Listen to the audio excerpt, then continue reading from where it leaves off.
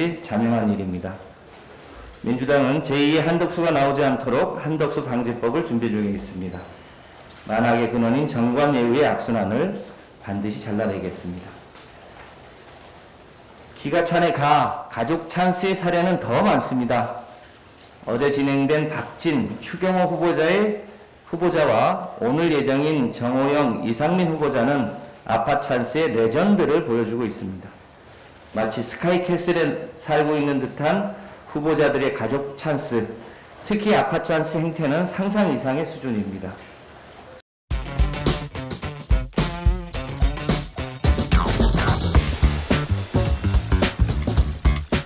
네, 이어서 김성환 정책위원회 의장께서 모두 발언하겠습니다. 진료는 의사에게, 약은 약사에게 20여 년 전 의약분업을 하면서 나온 슬로건입니다.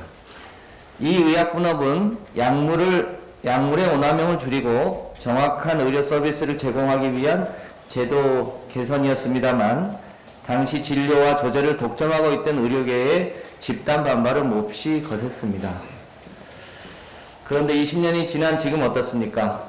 의사와 약사의 전문 직능이 명확히 구분되고 환자에게 약이 전달되는 체계가 정착되면서 약물 오남용 사례도 줄어들었습니다.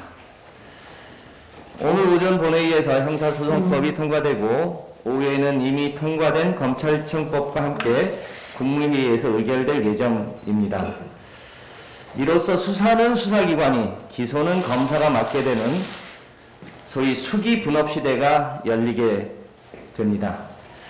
당분간 검찰이 직접 수사하는 경제와 부패범죄 분야도 1년 6개월 후 한국형 FBI가 설립되면 온전히 이관되게 될 것입니다. 그런데 다수 언론에서는 여전히 검수완박이라는 용어를 사용하고 있습니다. 이미 70년간 수사와 기소를 독점하며 특권을 누렸던 검찰 정상화 과정은 의약분업과 같이 검수완박이 아니라 수기분업이라 불러야 마땅할 것입니다.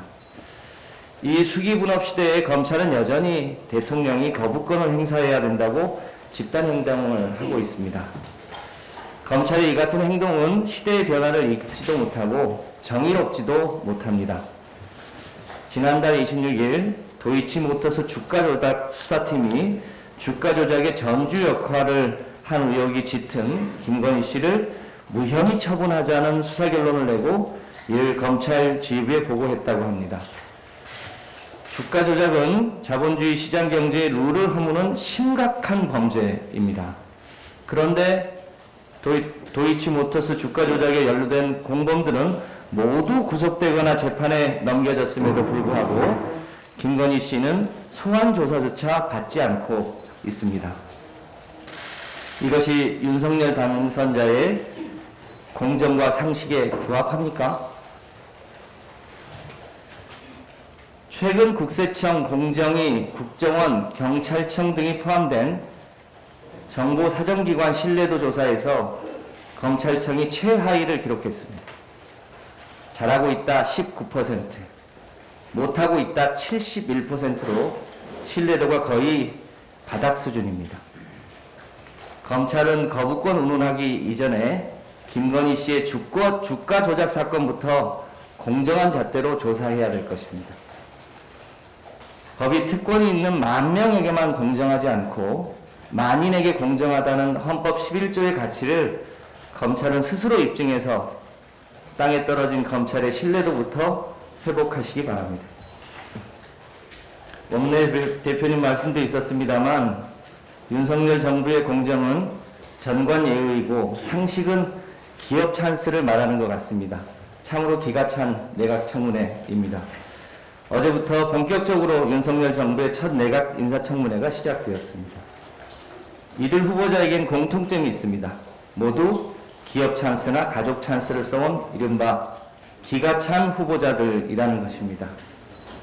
회의에 4번 가놓고 20억이라는 어마어마한 돈을 받고 아빠 찬스로 기업에 들어가거나 가족이 모두 억대 장학금을 받는 이런 듣도 보도 못한 기가 찬 특혜 논란을 봐야 하는 국민들의 심정은 참으로 참담합니다. 윤석열 정부의 첫 인사는 이렇게 국민들 가슴에 못을 박으며 시작되고 있습니다. 기가 찬의 기업 찬스를 일일이 열거하자면 헤아릴 수 없을 정도입니다. 특히 한덕수 총리 후보자의 전관 예우는 넘사벽입니다. 한 후보자는 정부의 고위직과로 폼을 오가며 고액의 고문료를 챙기고 재벌에게 부인의 그림을 판매하는 등 각종 이권을 챙긴 관피아의 끝판왕입니다. 박근혜 정부에서 총리 후보로 지명된 안대희 전 대법관은 변호사 개업 후 짧은 기간 내 16억을 받았다는 사실이 드러나자 6일 만에 자진 사퇴했었습니다.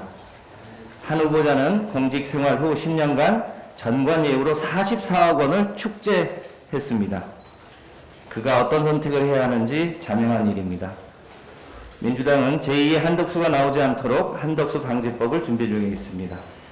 만악의 근원인 전관 예우의 악순환을 반드시 잘라내겠습니다. 기가 찬의 가족 찬스의 사례는 더 많습니다. 어제 진행된 박진, 추경호 후보자와 오늘 예정인 정호영, 이상민 후보자는 아파 찬스의 레전드를 보여주고 있습니다. 마치 스카이캐슬에 살고 있는 듯한 후보자들의 가족 찬스, 특히 아파 찬스 행태는 상상 이상의 수준입니다.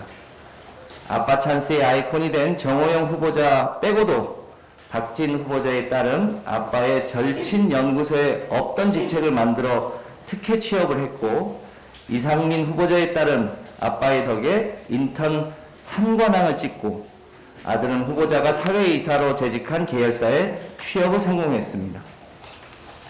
입사 지원서에 아빠 이름을 써놓은 추경호 후보자에 따른 파견진 입사 1년 만에 정규직 전환에 쾌거를 이룩했습니다. 윤석열 당선인은 대선 때 애타게 찾았던 2030 청년들에게 미안하지도 않습니까? 청년과 국민이 윤석열 정부의 비뚤어진 공정과 무너진 상식에 분개하는 것은 너무나 당연합니다. 민주당이 바로잡겠습니다. 남은 인사청문회에서도 국민의 눈높이에서 후보자들을 철저히 검증하도록 최선을 다하겠습니다. 고맙습니다.